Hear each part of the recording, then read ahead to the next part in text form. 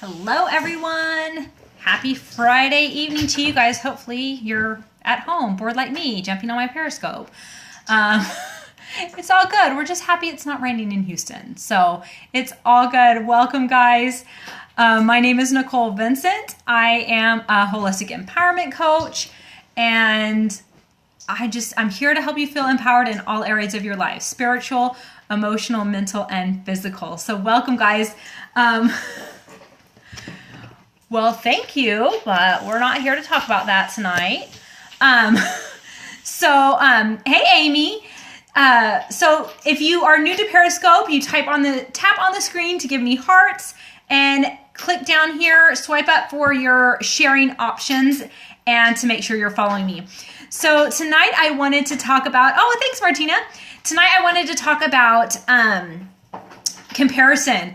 And hello, Alicia. Sorry, total brain fart. I wanted to talk about comparison. I was just talking with some of my dearest friends, and they're out serving and they're helping flood victims. And hello, happy weekend to you too. And I was feeling down because I don't feel this big desire to like I want to help people, but I'm not one to just go and get in the trenches. And so I was feeling really bad about myself. I'm like, why don't I have this desire? Why don't I, drop everything and go and help people rip up carpet or whatever. And it was just kind of and so I was feeling bad. I was really happy for my friends and really inspired by their example, but I was kind of having this internal conflict of well, why don't I feel that way? Why am I not out there? And just struggling with that lack of desire. And so I'm talking to my friends about this. So if Marissa or Sarah gets on, you guys inspired this conversation. But Marissa was awesome. And she said, Nicole, you serve all the time, but you serve in just a different way. And one isn't better than the other. They're both needed. And because I needed to stay here and tell you it's not needed. And so I think that we do that, right? We compare ourselves, and it could be, how this person's doing business, or how this person does her kid's hair, how this person looks like the perfect, Christian, or this person's doing that, or, we compare all the time, right? And it can be really subtle. What I was feeling today, I wasn't really dwelling on it, but it was kind of just kind of that slight little voice in the back of my head making me feel less than. And I really kind of had this aha moment that why do we let the devil get in there and make us feel less than? Because that might not be our strength. That might not be our path. And we can't do that, guys. When we do that, we shrink. And so I'm feeling crappy about myself because I'm not having this huge heart of service.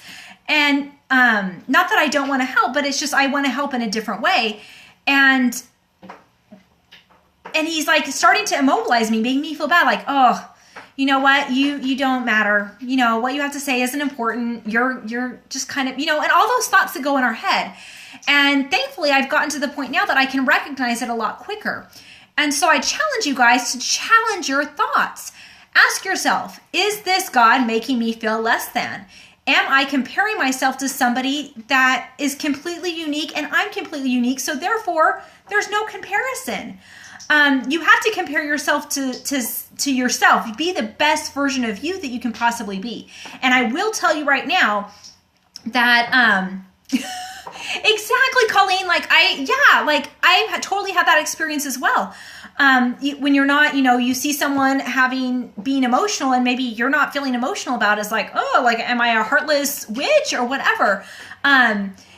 With our husbands. And I think it happens a lot of times with people that we're close to. And I realized this as I was talking with my friends about this. It was because I feel like we have a lot of things in common that's kind of what unite us. But I was focusing on our differences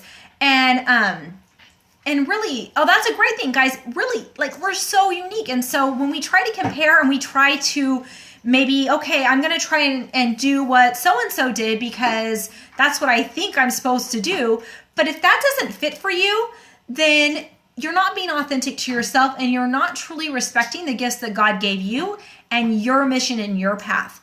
Now, that's not to say you don't need to improve and progress and work at being a better version of yourself. Your heart's matcher. Ooh, that's awesome. Oh, we do match. We do match, Martina. I like it. Just keep tapping. It's all good. But when we let those comparisons in, guys, number one, it's not from God. So don't listen to it.